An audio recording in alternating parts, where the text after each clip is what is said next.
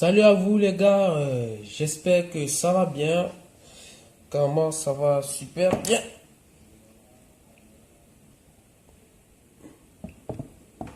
Aujourd'hui on va parler du moteur de machine à laver. Ouais, ça c'est un moteur de machine à laver. En général c'est à ça que ça ressemble. Je vois qu'il y a plusieurs formes, mais voici un qui est vraiment répandu sur la planète.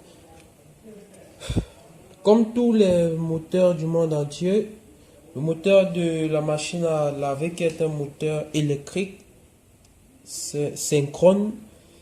Oui, c'est un moteur électrique synchrone. Il se compose de deux parties, le rotor et le stator.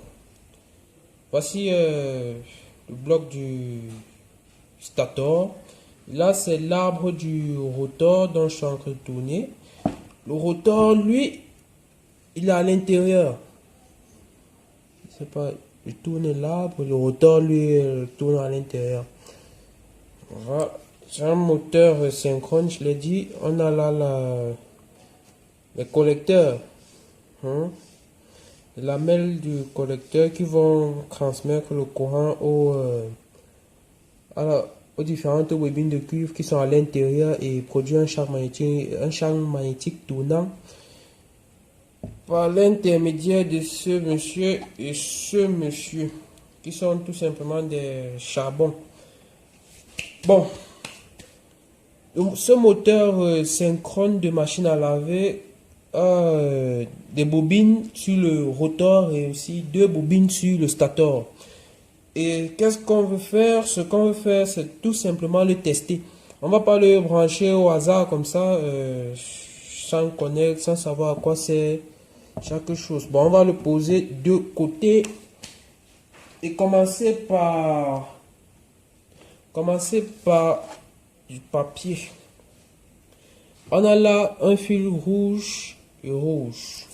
Bon, deux fils rouges en fait. Si c'est une erreur. Je vais représenter le bornier. Puisque ça c'est un bornier. On a 1, 2, 3, 4, 5, 6, 7, 8. 1, 2, 3, 4, 5, 6, 7, 8. Bon, je vais essayer de séparer pour que ce soit beaucoup plus visible. J'espère que vous voyez là-bas. J'ai représenté le bornier. Maintenant, désolé, parce que c'est à l'envers, j'ai pas pensé à ça. Voici le premier rouge. Et rouge. Ces deux fils rouges-ci, ils vont là à l'intérieur. Ça, c'est le capteur de vitesse qui est à l'intérieur. C'est lui qui va renseigner notre carte de commande du moteur. Puisque nous n'avons pas de carte de commande, ces deux-ci vont nous servir à rien. Donc, on met déjà une croix. Maintenant, au niveau du croix, on a le fil vert. Croix. On a le vert, donc V. 4, on a le blanc. Non, c'est pas le... Oui, c'est le blanc, c'est le blanc. 4, on a le blanc, donc je mets B. 5, on a le noir. 6, on n'a rien. Là, ils n'ont rien prévu. Et 7, on a le marron. Bon. À quoi servent ces fils? J'ai dit au niveau du stator, on a deux enroulements, deux bobines, donc deux enroulements. Je vais les représenter là.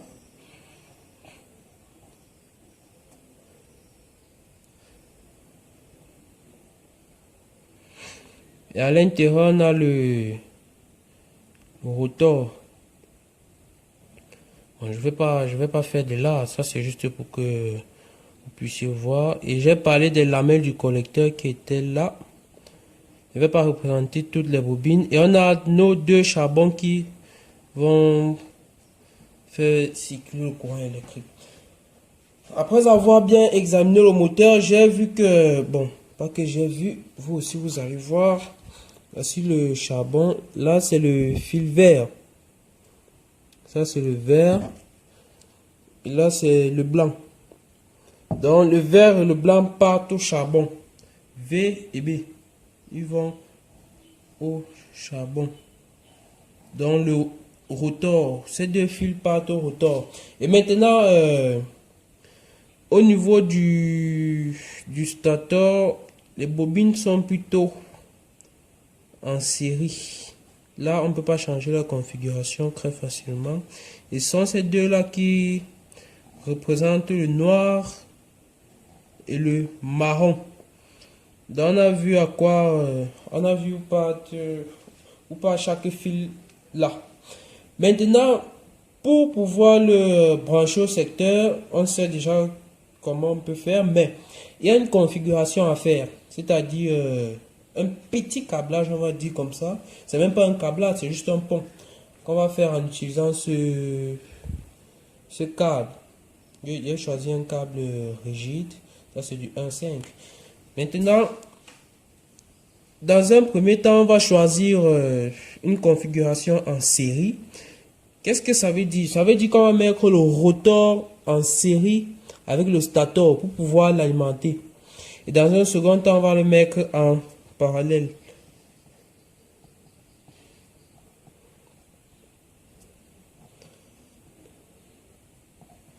Après, donc on va faire un pont du noir, un pont qui va quitter du noir au blanc. Ça va représenter la configuration en série. Et on va utiliser le marron comme phase et le vert comme neutre. Allez,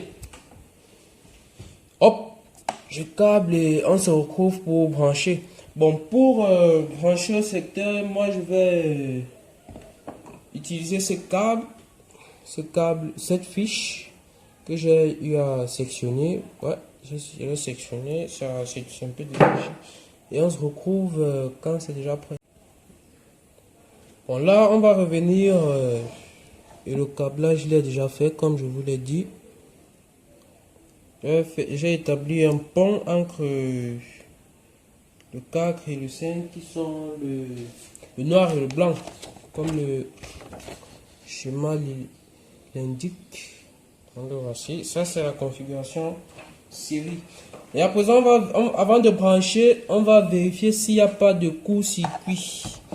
Et pour rappel, l'électricité est dangereuse. J'utilise mon multimètre que j'ai calibré en buzzer. Oui, là je l'ai calibré en buzzer.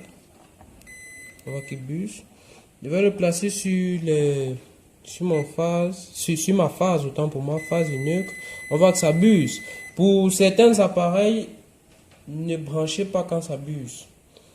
Des appareils qui ont par exemple des bobines, oui, ça c'est normal que ça buzz. Qui ont des bobines à l'entrée du circuit, c'est normal que ça buse. Comme notre moteur il est constitué de bobines, c'est normal que ça buse. Donc on va le brancher. Et même chose pour les transformateurs, ils ont les bobines. Donc en les testant, c'est normal que ça buse. On va brancher. Mais par exemple pour une télévision, ça buse. Ne branchez pas, j'ai averti. On va brancher. Je ne m'attends à rien puisque ça fait un bail, je ne l'ai pas branché. L'électricité est dangereuse, je l'ai dit.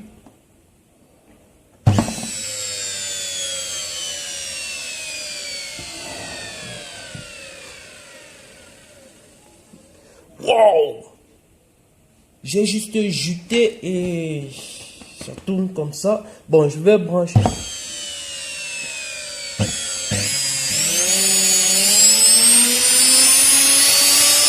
Je sais pas si vous voyez, mais ça tourne extrêmement vite.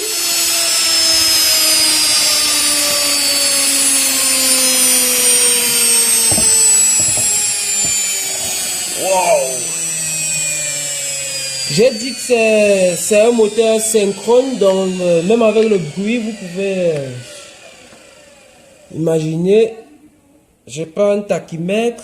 Un tachymètre sert à mesurer la vitesse de rotation des moteurs. Ça, je l'ai pas. J'aurais aimé l'avoir pour mesurer la vitesse. Bon, je vais utiliser du scotch que je vais mettre sur le rotor. Juste, ça, c'est juste pour qu'on voit. Hein.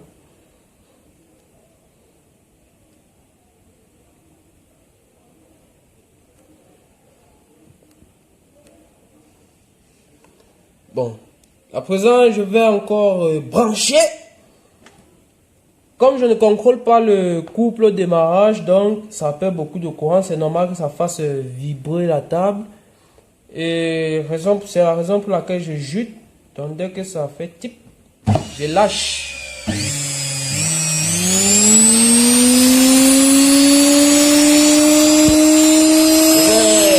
La caméra pour que vous voyez bien.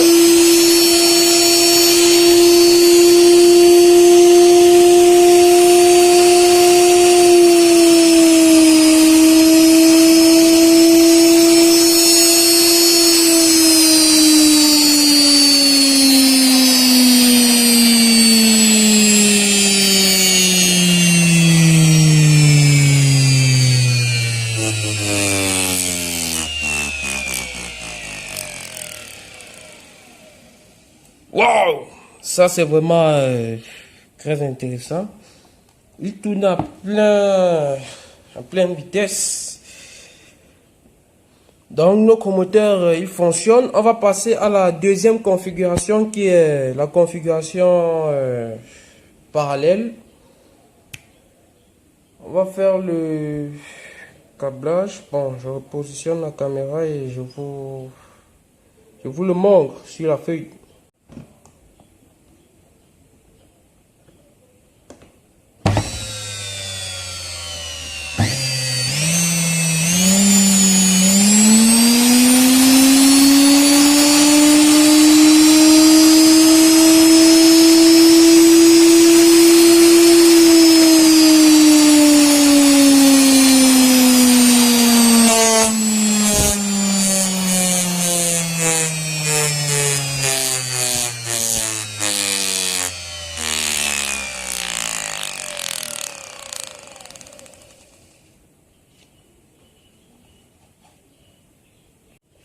Alors, on voit que la configuration en série, ça a marché.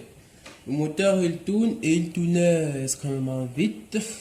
Maintenant, on va passer à la configuration en parallèle.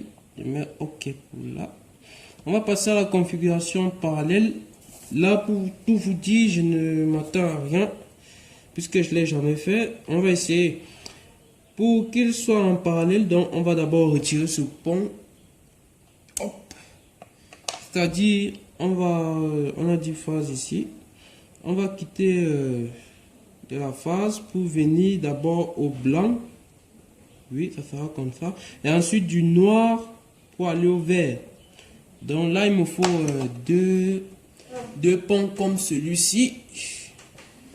Je vais faire le petit câblage et on se retrouve encore pour brancher. Tester. Bon, on se retrouve, je fais le mini câblage, là voici. Je relié ces deux blocs en parallèle, comme on s'est dit.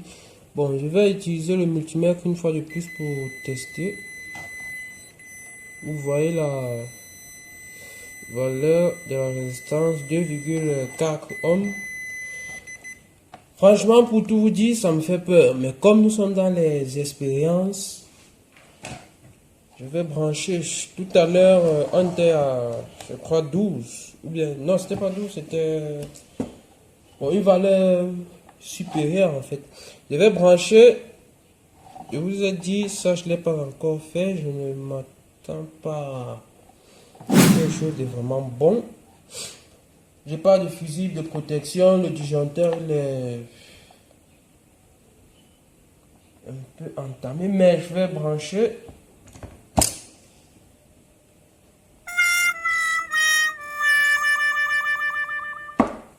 Wow! Vous avez vu ce qui s'est passé? Il a appelé un courant vraiment énorme. Puisque la résistance, elle était très petite, je vais refaire. Non. Raison pour laquelle dans les expériences, on ne branche pas directement. Moi, je préfère souvent jeter. Bon, je retire. On voit que la configuration en parallèle, elle n'est pas... Elle n'a pas marché, mais par contre en série, c'était parfait. Donc, c'est tout pour le moteur de machine à laver. Je retire mes câbles puisque j'ai juste piqué. Je retire mes câbles. Et on se retrouve très bientôt pour une nouvelle vidéo. Ciao! N'oubliez pas de partager et de liker la vidéo.